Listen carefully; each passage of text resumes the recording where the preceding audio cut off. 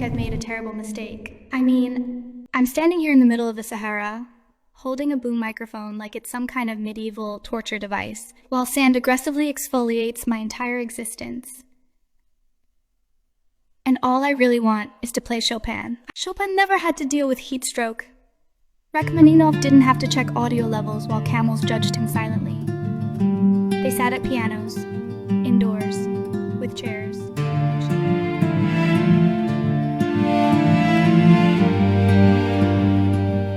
Dans le vent du désert, je t'ai vu compter les dunes, comme si le sable obéissait à tes petites habitudes.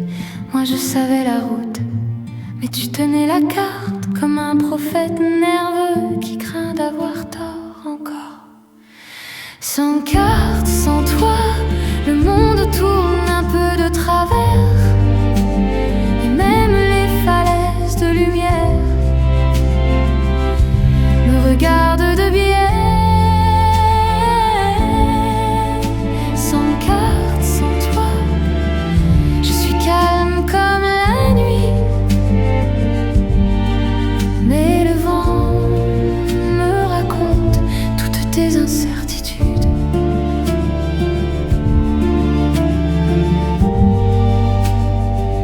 Qu'Atienne pose des questions qui n'ont rien à voir, parle de glace, de chute, comme si le désert patinait. Henri, tu hoches la tête comme un acteur fatigué. I don't know anything about rally driving. I don't know anything about engines or suspension, or why anyone would voluntarily put themselves in a vehicle Sans designed to carte, shoot. sans toi, le moteur fait des confidences et le sable applaudit nos erreurs sentimentales. Sans carte, sans toi, je prétends connaître la route, mais tu sais, le cœur n'a jamais eu de boussole.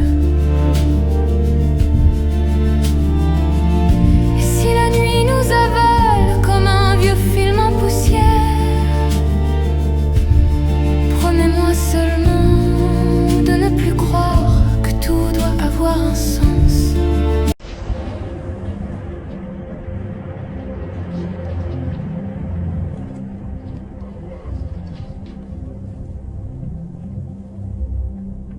Well, apparently somewhere between Niamey and Agadez, and I say somewhere, because no one seems capable of giving me an actual coordinate, there's been what looks like a terrible accident, truly terrible. Catastrophic, even. The kind of thing that makes you question why anyone ever leaves the city. And, of course, the only person we have anywhere near the scene is our new Africa correspondent, Cathienne, yes. The same Cathienne who usually talks about golden watches and Rachmaninoff preludes, as if she's auditioning for some celestial jewelry commercial. But now she's, well, in the desert. Sans carte, sans toi, je marche droit dans le doute, et même l'horizon sourit de nous voir hésiter. I'm a culture reporter. I review films about people who sit on sofas and talk about their feelings, which is what I'd be doing right now if life had the slightest mercy. But instead I'm here, in a desert, with sand in my ears, my hair staging a coup d'etat, and a possible ex-boyfriend, friend, emotional tax burden, who may or may not have been roasted inside this mechanical coffin. So Henry, if you're out there and alive, please, just shout, wave, send smoke signals, anything. Because I swear, the next time someone sends me to cover sports, I'm calling my lawyer. Here I am, sweating like a guilty politician, talking to you about a man who probably thinks he is the desert. And the worst part? Somewhere in all this sand and chaos and overheating equipment, I actually still like her, which is ridiculous. Completely insane. It's the kind of thought you should only have in winter, with central heating and dignity. So yes, if Henry dissolves into the horizon, I might purely professionally find that helpful, and if Cathienne stops pretending she's immune to him, I might stop pretending I'm immune to her. Now cut this before she sees it. Seriously. Delete it. Burn the tape. Bury it under a cactus.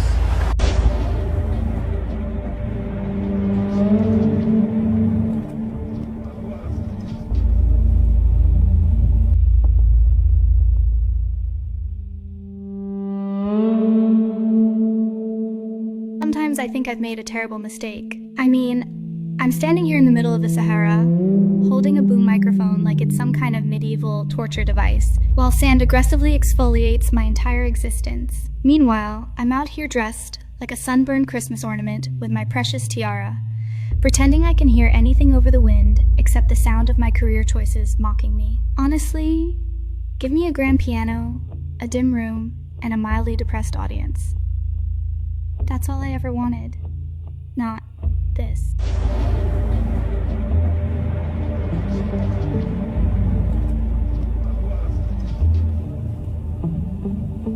Look, I'm not saying I want the desert to swallow Henry whole. I'm just saying if it did, purely by accident, a dune shifts, a sandstorm sneezes, whatever, I wouldn't exactly file a complaint with Roberto, the universe. if I faint, keep on recording. Not because it would help anyone, but because at least my collapse might make sense of this entire situation. And, of course, the only person we have anywhere near the scene is our new Africa correspondent, Cathy. So here I am, standing in front of what looks like the sunburnt skeleton of a car. If you can even call it a car. I mean, I've seen modern art installations that were less ambiguous. And they tell me Henry might have been in this. In this! Yes, well... I can't even process that.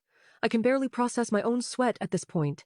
My hair staging a coup d'etat and a possible ex-boyfriend, friend, emotional tax burden, who may or may not have been roasted inside this mechanical coffin.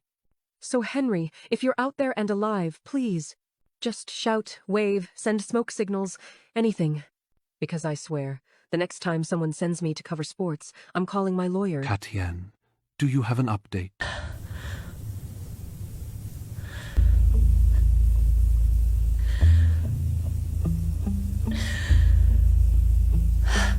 Are you all right? If you can hear me, or if you've somehow found a television made after 1978, send us a message. Maybe also tell me if you've seen that film from Toronto. I keep hearing it's marvelous. But no one will go with me because they say I ask too many questions. Cathy? Cathy?